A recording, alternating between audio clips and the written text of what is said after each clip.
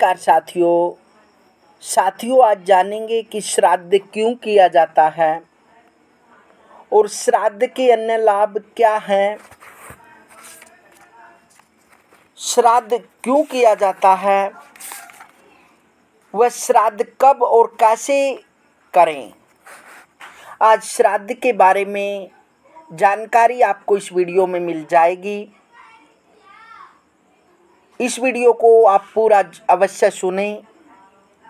यदि आपने इस वीडियो को पूरा सुन लिया तो आप श्राद्ध से संबंधित जो भी जानकारी है उसको जान पाएंगे कि श्राद्ध क्यों किया जाता है और श्राद्ध करने से क्या क्या लाभ होता है और श्राद्ध कब करना चाहिए और कैसे करना चाहिए। तो साथियों, श्राद्ध क्यों किया जाता है, सबसे पहले ये जान लेना आवश्यक है। श्राद्ध द्वारा व्यक्ति पितरों के ऋण से मुक्त होता ही है। धार्मिक पितरों से आशीर्वाद व देवताओं से कृपा मिलना तथा आध्यात्मिक संतोष, आनंद, सौभाग्य की वृद्धि आदि लाभ भी होते हैं तथा पारिवारिक बरकत, सुख, शांति तथा सामाजिक यश, प्रगति, आदर, प्रतिष्ठा, मान, प्रशंसा आदि लाभ भी होते हैं। संतान को सद्संस्कार और शिक्षा अलग से मिल जाती है। जो बच्चे बचपन से अपने अभिभावकों को, माता पिता, दादा दादी आदि बुजुर्गों के मरणोपरांत भी उनके प्रति श्रद्धापूर्ण कर्म करते हुए देखते हैं, वे बड़े होकर कैसे अपने अभिभावकों की उपेक्षा, अवहेलना या अनादर कर सकते हैं।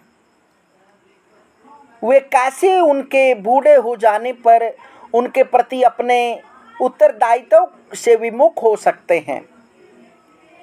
उन्हें ये सब बातें सिखानी नहीं पड़ती, बचपन से ही देखते जीते ये सब तो उनके रक्त, मन, बुद्धि में बस जाती है।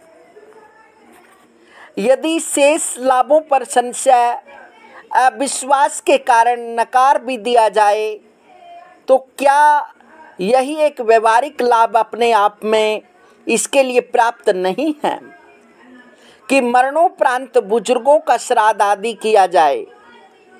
जो बच्चा अपने माता पिता को अपने दादा दादी के मरणोपरांत भी उनके प्रति सम्मान व श्रद्धा प्रदर्शित करते देखेगा, वह अपने जीवित माता पिता के प्रति सम्मान व श्रद्धा का भाव स्वतः रखेगा। भारतीय धार्मिक परंपराओं में ऐसे व्यवहारिक लाभ ही उन्हें अपनाने के लिए पर्याप्त आधार दे देते हैं। भले ही हम अपने ज्ञान, बुद्धि, योग्यता, दृष्टिकोण की सीमाओं के कारण उनके धार्मिक, आध्यात्मिक आदि अदृश्य लाभों, प्रभावों को न भी समझ पाते हो। उदाहरण के लिए, जब तक और जिन लोगों में नवरात्रों में कन्याओं को देवी मानकर आदर पूजन करने की प्रथा जीवित रही है और सब लोग लाभों को छोड़ भी दे तो तब तक और उनमें बच्चियों के साथ बलात्कार जैसे जघन्य पाप देखने को नहीं आए। परंतु आज शायद ही किसी दिन का अखबार ऐसा होता हो जिसमें किसी बच्ची से बलात्कार या घृणित यौन आचरण या यौन शोषण का समाचार न छपा रहता हो। 12 साल और 8 साल की तो बात ही क्या, 4 साल तक की बच्चियों तक के ऐसे दरिंदों की हवस की शिकार होती हैं। और मज़े की बात यह है कि उन मनुष्य मानते हुए 4-6 साल की कैद से बड़ा कोई दंड नहीं दिया जाता। उनके अपराध के अनुकूल कोई क्रूर तथा कठोर दंड जिसके वे वास्तव में अधिकारी होते हैं यदि सुना दिया जाए तो ऐसे तानाशाह के खिलाफ मानव अधिकार की दुहाई देकर उस पशु से भी गिरे हुए दरिंदे को मानव और उसे समुचित दंड सुनाने वाले को तानाशाह अत्याचारी करार दे दिया जाता है। परंतु जरा सोचिए, बच्चियों को देवी मानने की, उनकी पूजा की प्रथा श्रद्धापूर्वक जीवित रहती तो क्या समाज में ऐसी विकृति जन्म ले पाती? युग प्रभाव से इंटरनेट, फिल्मों, अदनगन फैशन आदि यदि जन्म लेती तो भी कुछ प्रतिशत तो कम या नियंत्रण में रहती ही। आज यदि स्त्रियां परंपराओं को तोड़कर उगड़ी हुई घूमती हैं तो बलात्कार जैसे नतीजे भी भुगतती हैं। परंतु आज यह सत्य कहना भी नारी स्वतंत्रता का ढिंढोरा पीटने वालों के कोप का भाजन बना सकता है। यह ठीक है कि देखने वालों की दृष्टि में भी पाप होता है, यह कुछ लोगों की दृष्टियों में हो सकता है।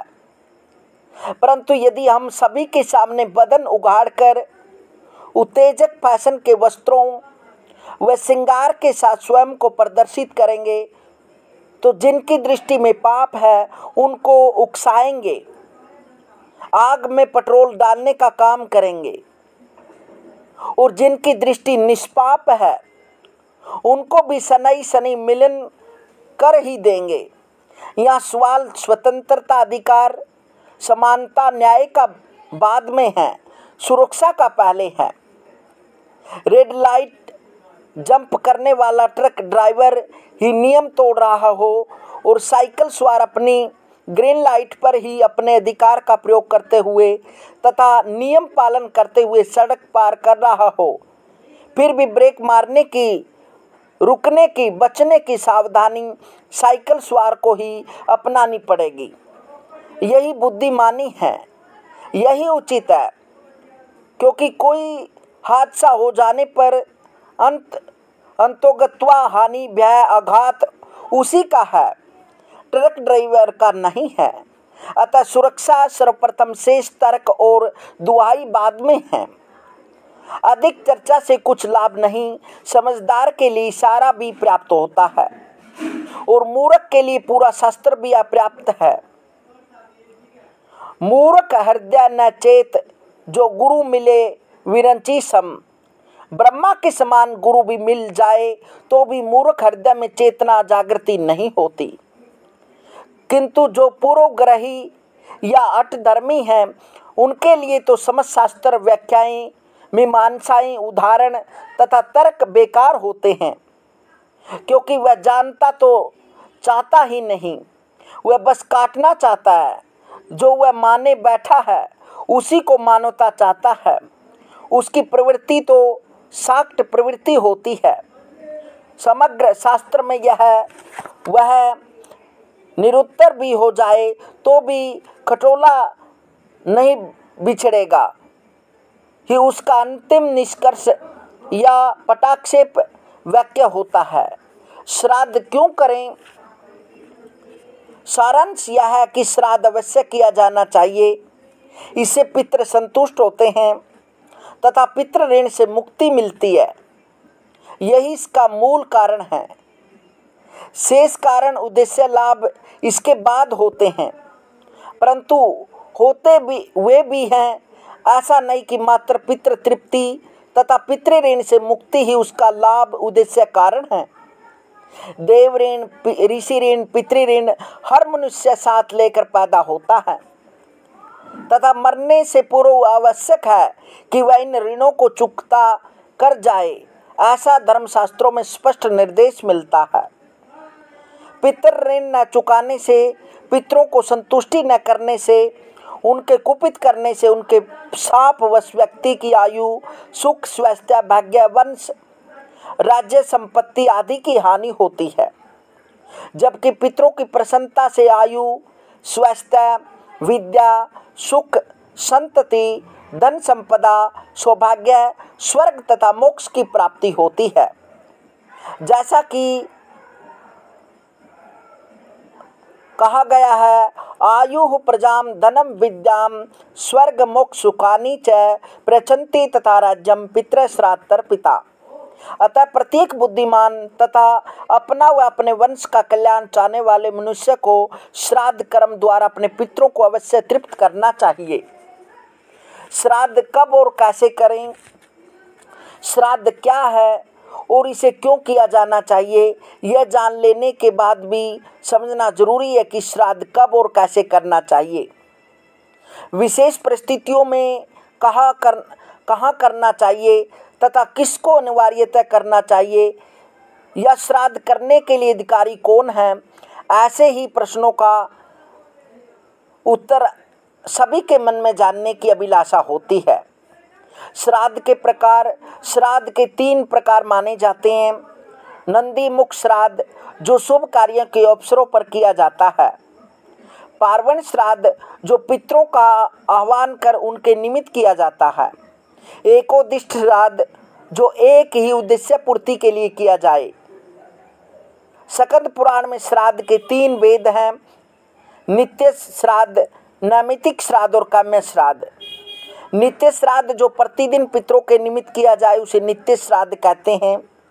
नैमित्तिक श्राद्ध जो विभिन्न अवसरों पर शास्त्रोक्त विधि से किया जाए उसे नैमित्तिक श्राद्ध कहते हैं। और काम्य श्राद्ध जो किसी कामना विशेष की पूर्ति के उद्देश्य के लिए किया जाए, इसके अंतर्गत त्रिपिंडी श्राद्ध, सपिंडी श्राद्ध, नारायण बलि, नाग बलि आदि आते हैं। कब किया जाए, ऊर्ध्वदैहिक संवत्सरिक श्राद्ध वह है जो किसी पूर्वज की मरण तिथि पर उसी मास में प्रतिवर्ष किया जाता है। जैसे कोई कार्तिक मास की सप्तमी को मृत्यु को प्राप्त हुआ तो प्रतिवर्ष कार्तिक मास की सप्तमी पर इसे किया जाएगा। सामान्य भाषा, लोक भाषा में इसे बरसी कहते हैं क्योंकि यह प्रतिवर्ष एक बार ही की जाती है। पार्वण श्राद्ध, माहल्य श्राद्ध भादो मास के कृष्ण पक्ष में किया जाने वाला श्राद्ध को कहते हैं। भाद्रपद की शुक्ल पूर्णिमा से लेकर कृष्ण पक्ष या अमावस्या तक 16 दिन तक यह श्राद्ध होता है।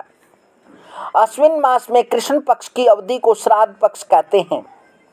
सूर्य इस समय कन्या राशि में आता है, अतः इसे कन्या प्लस आगत का अपभ्रंश भी कहा जाता है। मान्यता है कि पितृपक्ष श्राद्धों कनागत में पितृ भूमंडल पर आए हुए होते हैं, अतः इस समय किया गया श्राद्ध अधिक सफल फलदायी, पितरों को तृप्तिकारक होता है।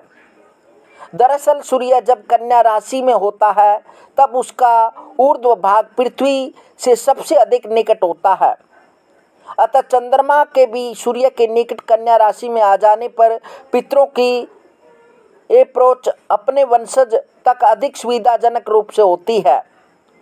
दूसरे शब्दों में कहें तो मनुष्य के द्वारा किया गया श्राद्ध उन तक अधिक सुविधापूर्वक व त्वरित रूप में पहुंच जाता है। विदुर भागे पितरो वसंती सूत्र अनुसार चंद्रमा के ऊपरी भाग पर पितरों का वास माना जाता है। यह चंद्रमा हमारी पृथ्वी का उपग्रह भी हो सकता है, किंतु ब्रह्मांड में अनेक आकाश गंगाएं और अनेक सौर मंडल हैं, अतः संभवतः यह चंद्रमा किसी और सौर मंडल पर स्थित हो। सूर्य अग्नि को दिया गया जल पदार्थ देवताओं तथा चंद्र जल नदी को दिया गया पदार्थ पितरों को प्राप्त होता है। मनुष्य का एक दिन व एक रात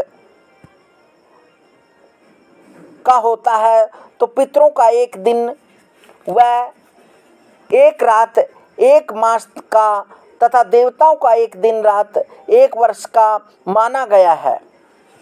कृष्ण पक्ष में भी अमावस्या के स्वामी पितर माने गए हैं, अतः अमावस्या विशेष रूप से उनकी होती है। अमावस का अर्थ है सूर्य और चंद्रमा के निकटतम दूरी का होना।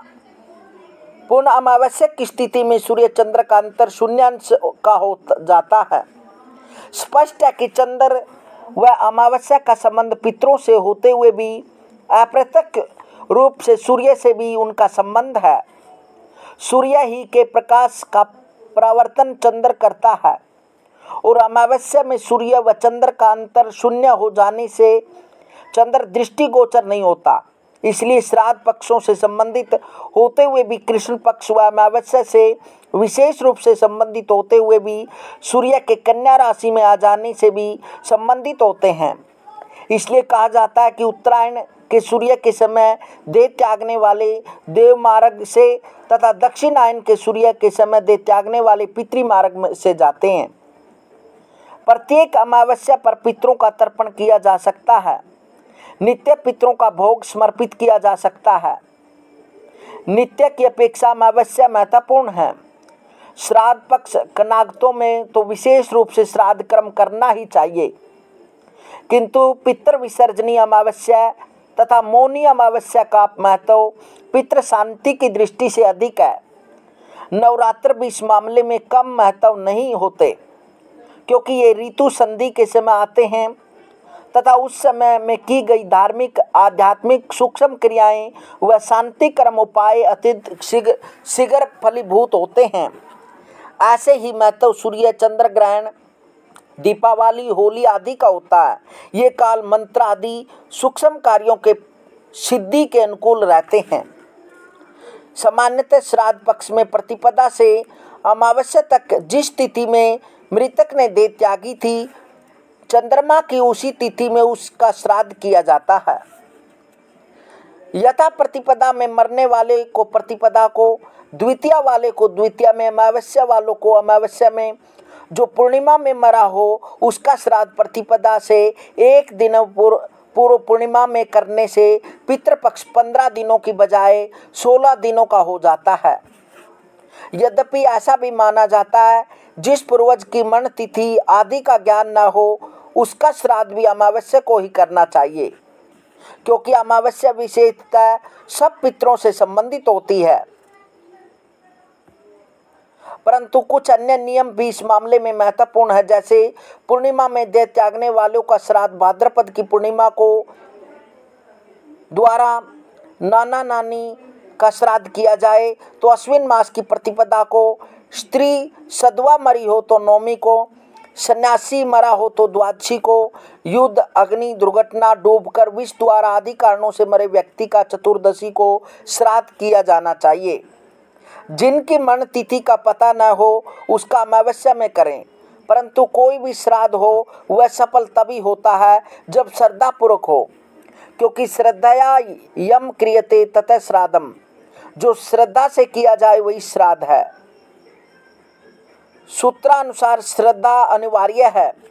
साथ ही यह भी स्मरण रखना चाहिए क्योंकि उस समय तक सूर्य में श्राद्ध नामक वो किरणें विद्यमान रहती है जो श्रद्धा के निमित्त दिए गए अनादि पदार्थ का रस अवशोषित करके पितरों तक पहुंचाती है।